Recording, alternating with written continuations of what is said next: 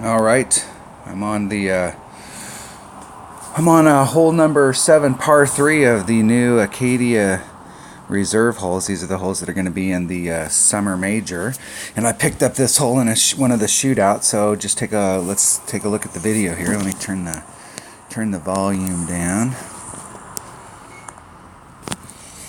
So I came here using a Titan from the previous hole. I was on hole 1, par 4, so I brought out a Titan to do the max overpower hook shot. So where my red lines were out there for my wood, if I brought a smaller ball, my red line would have been back and I could have actually started off on the other side. We'll definitely have to, as we work this hole more, see if there's any elevation changes here. Anytime you're trying to bounce over something to get onto a green on one of these par 3s, it's really important that you know what your numbers are. So I hit that grate to the left and just clip that rough right there. So it looks like there may be some kind of an elevation change there as far as adjustment. That was great to the left, but that was pretty far to the left right there. I think coming into the tournament here, if you've got, this may be a great hole for a Guardian. If you've got a upper developed Guardian where you have the backspin on a Guardian, you could actually start off on the other side and try and backspin this in the hole.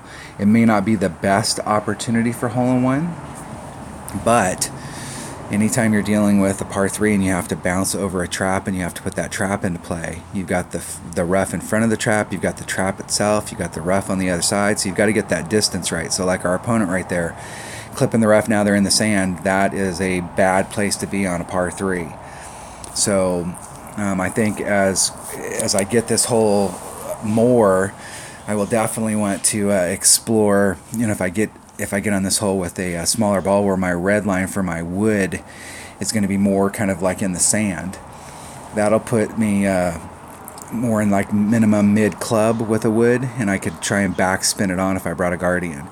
If you're going to shoot this hole and you're going to bounce over the sand, and you're going to be in, let's take a look at the hole here. So if we're here, if we're gonna use this side right here to bounce over, I definitely want to bring a ball where, if we've got in the tournament, in the summer major, if you get this in a tournament, where I'm either bringing a big enough ball like what I have here so that I'm more towards my minimum club, or you could play this with a Marlin where you're right up against the red line.